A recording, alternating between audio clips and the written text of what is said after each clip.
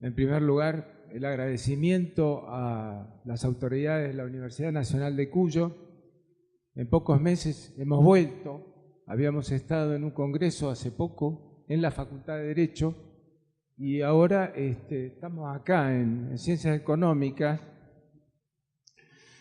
Y en primer lugar, es sumamente complejo para una persona de mis características estar ante este auditorio porque tengo todos los defectos que dijo mi amigo el doctor Marón, porque soy abogado, porque he sido juez, o sea que me parece que estoy dentro de la zona de castigo, no sé si la hay, pero ahí debería estar. De todas maneras es importante para mí poder hacer que mi discurso sea entendible para gente normal, para los que no son abogados, me estoy refiriendo. Sin duda es muy difícil, además, hablar después de mi amigo el doctor Marón, que tiene un enorme conocimiento al que le adosa una gran simpatía. Es difícil venir detrás de él, pero vamos a intentar entonces ser breve, ser preciso y, en todo caso, decir, bueno, fue malo lo que dijo, pero fue rapidito. Debo decir que hace muchos años me dedico al derecho penal, mucho, mejor no decir cuánto, pero son una barbaridad. Sí, también debo decir que me acerqué mucho al tema aeronáutico a partir de mi contacto con mi esposa, con Mercedes Montero, que seguramente les brindarán a la tarde algunos temas, algunos conceptos muy importantes. Ella es abogada, pero fue durante muchos años tripulante, de manera tal que conoce el derecho, pero conoce mucho más de la realidad aeronáutica. De manera que traté de asociar las cosas que yo sabía con esto, que es nuevo, y voy a confrontar un poquito con Gustavo Marón, porque es cierto que los abogados y sobre todo los jueces son o somos o fuimos anacrónicos, pero no para tanto, no para tanto.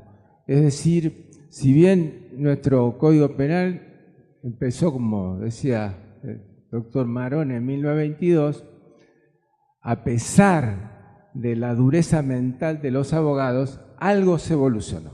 Algo se evolucionó, ya no tal vez cambiando leyes, porque en realidad hemos hecho muchos parches, pero siempre seguimos con la misma estructura, pero sí a través de alguna interpretación.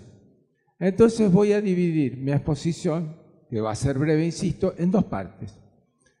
Por un lado voy a tratar de hacer una breve reseña de lo que hoy se está imponiendo como doctrina para la interpretación de algunas situaciones y después me voy a abocar a algunos aspectos puntuales de este caso tan conocido mediáticamente, pero no ya para aludir al caso en sí, que todavía está en una situación provisional, ni siquiera el auto de procesamiento está firme, sino fundamentalmente para destacar algunas preocupaciones expuestas por el juez que entiendo nos pueden ser útiles en este avance que proyectamos hacia el tema de la seguridad. El tema de la seguridad es la clave de esta compleja e importantísima actividad que es la aeronáutica. En primer lugar, vamos a decir que esta sociedad moderna acepta el riesgo. No se puede vivir en esta sociedad sin asumir variados riesgos, muy importantes. Lo que no es admisible es el descuido. En una sociedad del riesgo, en todo caso, habría que pensar en ser cada vez más cuidadosos. Porque, de lo contrario, si le diéramos entonces la potestad a quienes actúan en esta vida riesgosa de actuar sin cuidado, tendríamos una verdadera anarquía y perderíamos lo más importante de esta sociedad contemporánea, que es el logro de algunos objetivos que de otra forma no se podrían obtener. La idea es que nuestra interpretación de cómo debe ser hoy la ley penal, evidentemente, tal vez no llegue al 2013 o 2014 como nos mostraba Gustavo, pero sí, en todo caso, ha mostrado, sobre todo a través de algunos exponentes de la doctrina alemana, española y algunos argentinos, la posibilidad de pensar que aún con normativa vieja, que debiera actualizarse sin duda, también se puede entender de alguna manera qué es lo que se debe hacer en esta época, qué es lo que se debe hacer con el riesgo.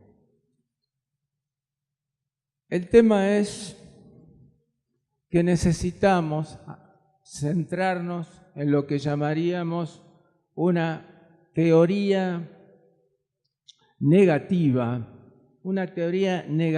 de la acción, porque necesitamos ver que lo que vamos a imputarle a alguien el día que se siente en un banquillo es que no haya evitado algo que pudo evitar.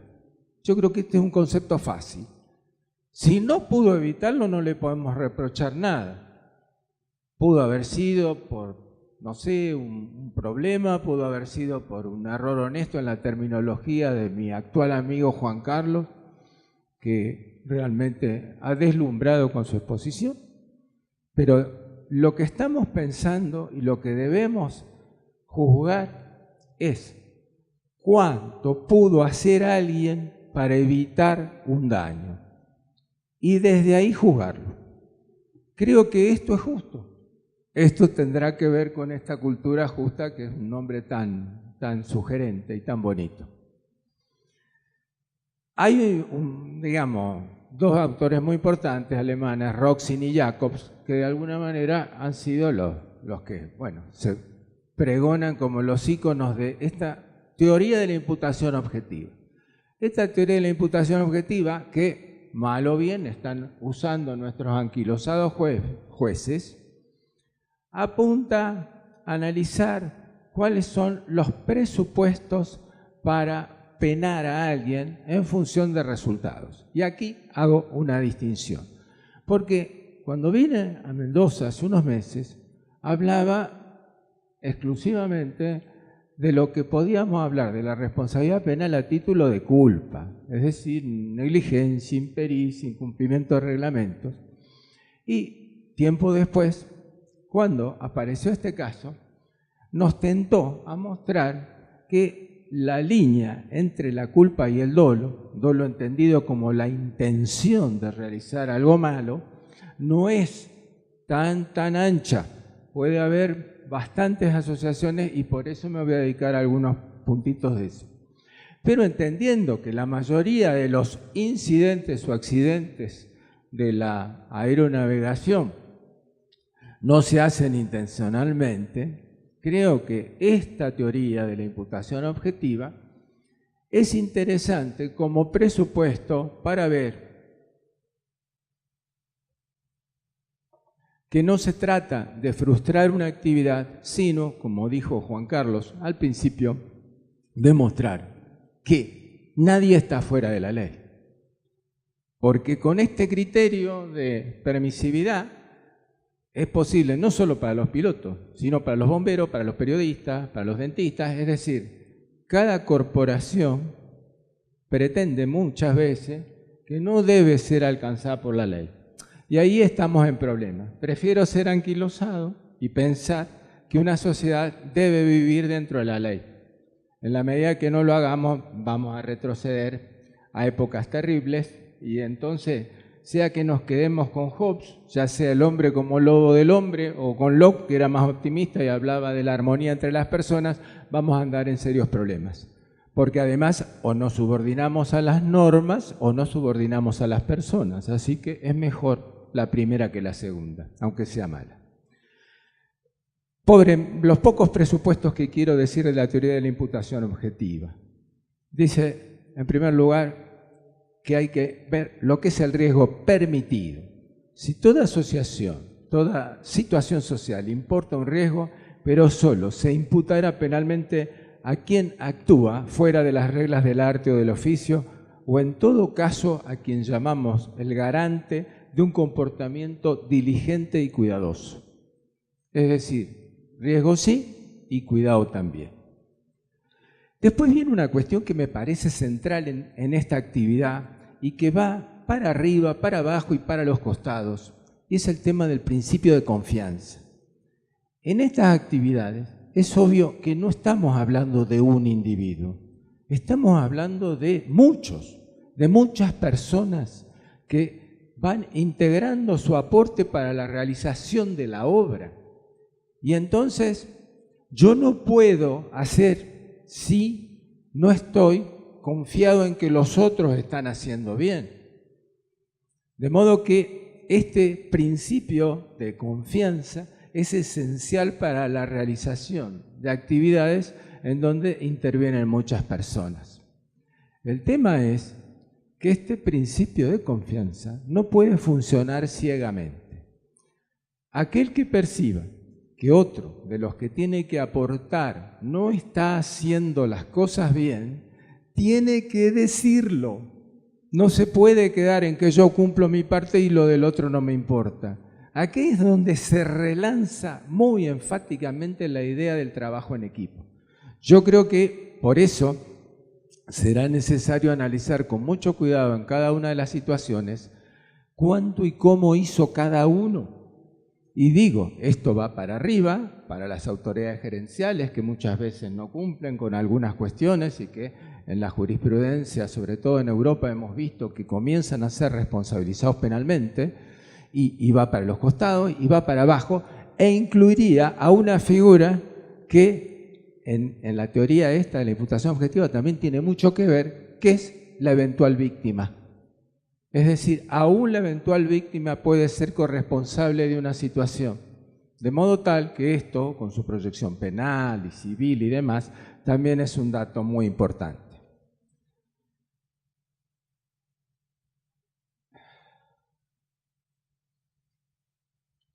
Esto vuelve a reforzar aquella vieja teoría de la división de trabajo y me parece que es muy importante para determinar concretamente qué es lo que ha hecho cada uno en función de un resultado dañoso.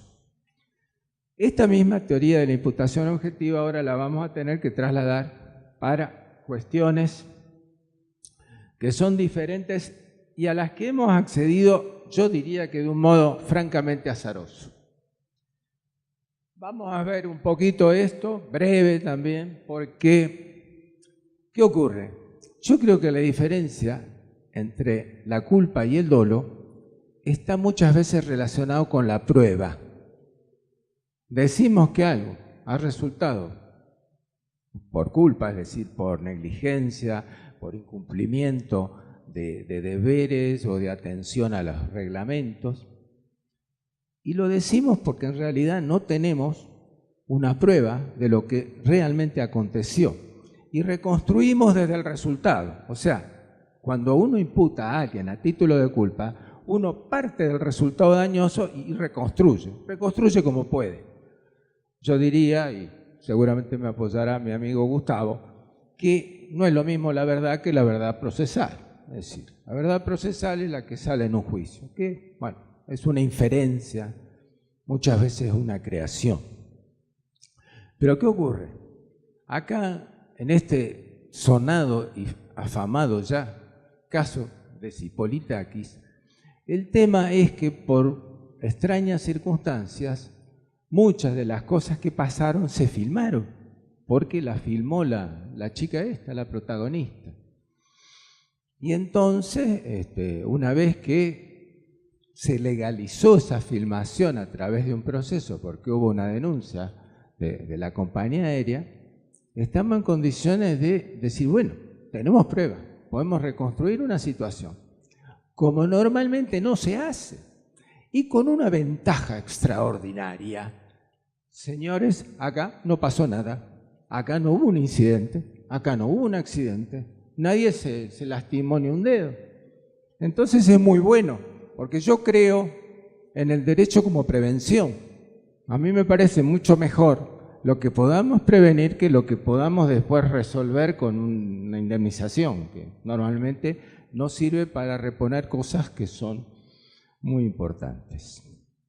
Nos encontramos entonces con una situación en donde, como les decía antes, no me voy a dedicar a analizar el acierto o error de un auto que es totalmente provisorio, como es el auto de procesamiento, que en todo caso lo que hace es ordenar legalmente la presencia de alguien en un juicio o en un futuro juicio, sino en algunas pocas consideraciones que se hacen en el auto y que yo entiendo que proyectan pautas muy importantes para la actividad y en todo caso para darle contenido a una expresión como la que nos decía Juan Carlos. Esto de la cultura justa se tiene que nutrir. Se tiene que nutrir porque el concepto es muy interesante, es abarcador, es tranquilizador en algún aspecto, pero indudablemente va a tener que nutrirse con las acciones de las personas, con las actuaciones reales. Entonces, brevemente, nos dice el juez que procesó tanto a piloto, copiloto como a esta pasajera, nos dice que la seguridad es siempre prioritaria. Y decimos que el comandante, no sé si lo decimos, no, el primero, el anterior. Bueno.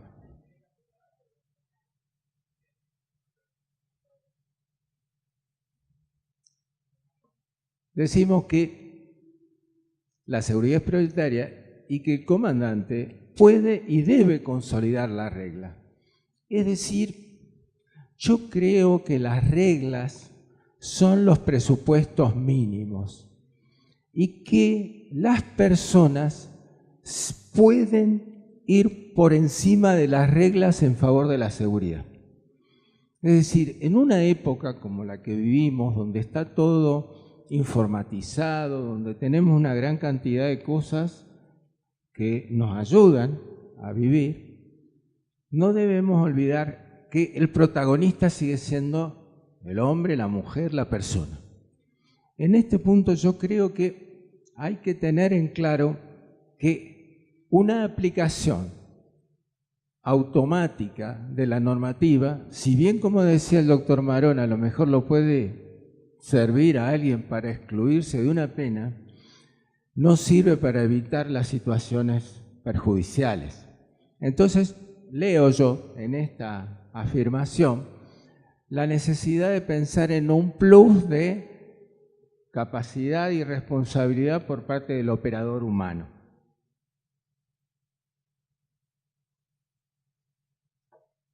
Un segundo punto se refiere a la conducción segura y eficiente. Estos términos, con el paso del tiempo, van perdiendo contenido. Hablábamos esta mañana con Juan Carlos, de quien aprendí muchas cosas desde ayer que lo conocí, que indudablemente los comandantes y los copilotos, con el paso del tiempo, van automatizando su conducta. Entonces, es conveniente a veces como repensar y ponerse nuevamente de otra manera. Yo creo que esto nos lleva a la idea de la capacitación permanente. Es importante, tal vez esta capacitación de la que hoy nos hablaba el rector, a veces significa nada más que una vuelta a la conciencia. Dejar de lado algunos automatismos y volver a tomar conciencia de qué es lo que estamos haciendo. Porque como lo hacemos y lo repetimos, después resulta que cuando hay algo diferente, cuando surge algo distinto, tal vez nos quedemos sin respuesta, sobre todo sin respuesta eficiente. La meta de toda esta actividad es evitar incidentes o accidentes, estamos todos de acuerdo. Después vamos al punto 4, que vuelve sobre algo que a mí me interesa y lo he visto mucho en doctrina. Se dice que el comandante debe cumplir con todos los reglamentos, instrucciones y órdenes, etcétera, etcétera. Ciertamente, como nos dijo el doctor Marón, es imposible, porque además esto no da para que lo conozcamos, no da para que ningún operador sepa exactamente todo lo que hay. Pero insisto con este punto de cuando remarco el todos, digo, sí, en principio cumplir reglamentos, instrucciones y tratar de conocer la mayor cantidad de leyes posible, pero vuelvo al tema personal. Aún si el comandante tiene que dejar de lado algún reglamento y lo hace para mejorar la seguridad, es importante que lo haga, aunque después tenga que discutirlo frente a un juez. Creo que esto es un tema, bueno, delicado, pero importante, porque también uno de los males de nuestra sociedad contemporánea es excusarse, bueno, yo cumplí con las reglas y ya está. Vamos entonces ahora a un tema concreto que tiene esta situación, y es que todos sabemos que el comandante invitó a esta señorita a que entrara a la cabina, lo hizo antes que el avión despegara, de modo tal que, por supuesto, que se afectó la idea de la llamada cabina estéril, es decir, que en los momentos así especiales como son despegue y aterrizaje, las condiciones para los pilotos deben ser de la mayor concentración, del mayor cuidado. Evidentemente, el ingreso de la señorita y la actividad cumplida por la señorita y filmada por la señorita estaban mostrando otra cosa. Estaban mostrando un ambiente distendido, de fiesta y, en fin, estaba acordando algunas cosas que dijo él, pero no sé si son así, no sé si había tarifa o no, pero lo cierto es que el ambiente no era el apropiado para pensar en cómo estaba ese piloto y su compañero en función de cumplir a cabalidad lo que la sociedad espera de ellos. Esta teoría de la imputación objetiva es muy interesante porque le adjudica a cada persona en su función una expectativa. La sociedad espera algo de uno como padre, de uno como piloto, de uno como plomero. Es decir, de cada uno de nosotros la sociedad está esperando algo. Y esto entonces es muy importante. En cuanto al acceso a la cabina, más allá de la discusión que en definitiva se puede zanjar porque el comandante tiene la potestad de hacer ingresar a quien quiera, más allá de cualquier reglamento, plantea posibilidades que evidentemente no parecen cercanas a este episodio, pero sí lo pueden ser con relación a otros. Acá quizás el tema más relevante era la posible distracción que pudieran tener los pilotos con la presencia de la señorita y su estilo dicharachero, etcétera, etcétera. La cuestión es que permitir el acceso a la cabina puede significar que entre un pasajero disruptivo, puede significar que entre un terrorista, es decir, que esta cuestión de un comandante permitiendo el ingreso a la cabina no puede ser una cuestión libre. Es decir, no puede ser, yo diría que es al revés, que deberíamos exigir, en este caso, que el comandante justifique por qué deja ingresar a una persona y más en esos momentos especialísimos de la seguridad. Es decir, porque el poder para hacerle ingresar lo tenía. El tema es que justifique por qué lo hizo, por qué, en forma objetiva, estaba poniendo una situación de peligro en abstracto. Y ahí creo que nos llevamos a este punto que me parece que es esencial, y es que nadie va a poder eximirse de responsabilidad penal si se muestra o se demuestra que perdió la conciencia situacional. Este es un punto fundamental para ustedes que están muy en el tema. Lo podemos definir sencillamente, tiene que ver con la percepción de la realidad, con la interpretación y la proyección. Si uno está distraído, no puede percibir en forma adecuada, por lo tanto puede interpretar mal, proyectar peor. Y entonces, cuando nosotros necesitamos al ser humano en su plenitud, podemos encontrarnos a un ser humano limitado. si bien hay cuestiones, como las destacaba Juan Carlos, que además eran tratadas por las integrantes de la Comisión de Seguridad de la Asociación Argentina de Aeronavegantes más tarde, en especial el tema del cansancio, acá estamos viendo cómo, de alguna forma, voluntariamente, este comandante permite o promueve una situación donde naturalmente pierde posibilidades cuando en realidad debe extremarse para tenerlas para su propia seguridad y la de toda la gente que está en sus manos. Cita el juez, estoy de acuerdo con las limitaciones que nos decía Gustavo, que es necesario que los comandantes y el resto de la tripulación estén al corriente de los manuales de las empresas y de las RAC, que son también las directivas que en todo caso marcan, como decíamos, el mínimo estándar sobre lo que hay que conducirse. Y en base a esto, que no se puede conocer, pero que se debe intentar, quería destacar que estuve estudiando del fallo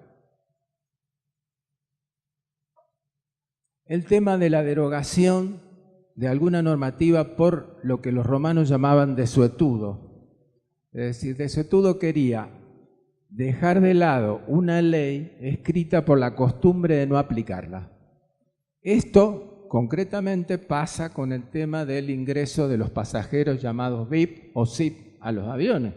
Es decir, a todos los que les preguntaron sobre este tema decían, bueno, sí, yo creo que había una normativa, pero no se aplica. Es decir, que así como decidieron darle este tratamiento VIP a la señorita Zipolitakis, se lo podían haber dado a cualquier otra persona sin posibilidad de evaluarse, como decíamos antes, primero la necesidad del ingreso, pero segundo, qué posibilidades teníamos a posteriori si hacemos ingresar a una persona que tiene características, no sé, de peligro, porque puede estar alcoholizado o cualquier otra cosa del estilo. Yo creo que nos vamos acercando y nos vamos a poner todos de acuerdo con lo que dijo Juan Carlos y con lo que dijo Gustavo.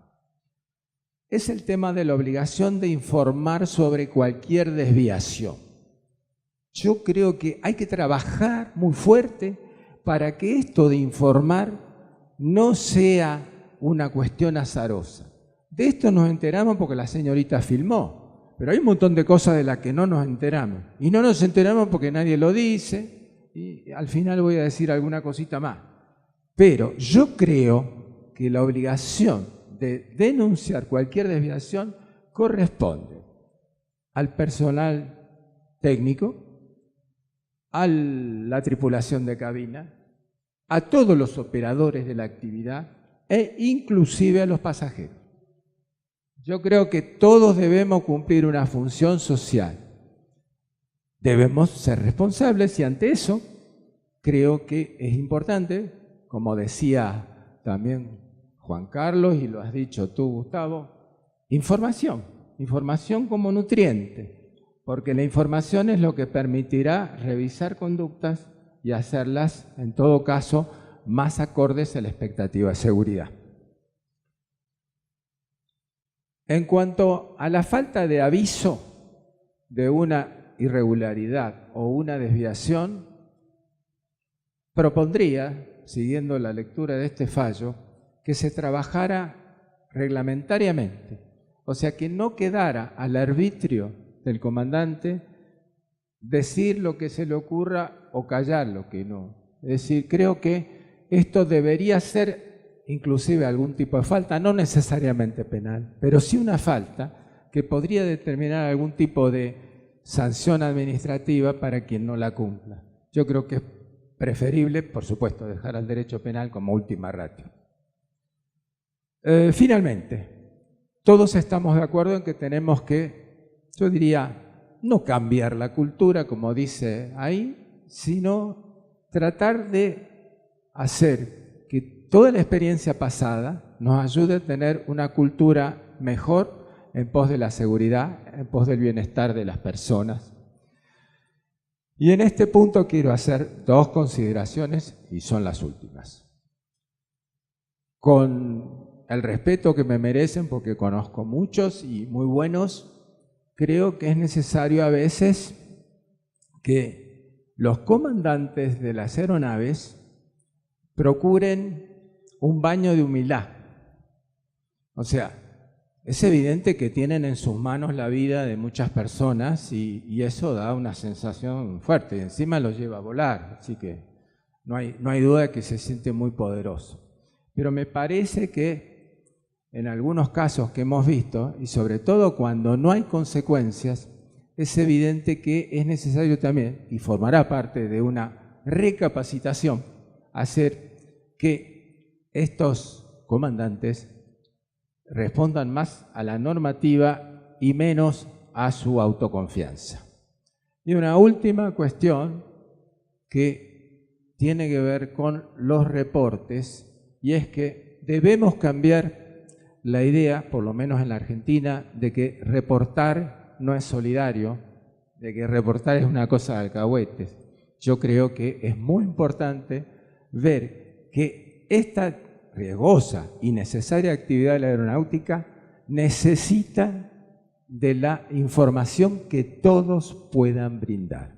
Esto creo que es un presupuesto a trabajar y que todos los operadores, los más experimentados y los nuevos, los tienen que tener como una conciencia absoluta en cuanto a que no es malo decir qué es lo que pasa, sino que es el presupuesto para que en algún momento se evite, como dijimos al principio, lo evitable. Muchas gracias.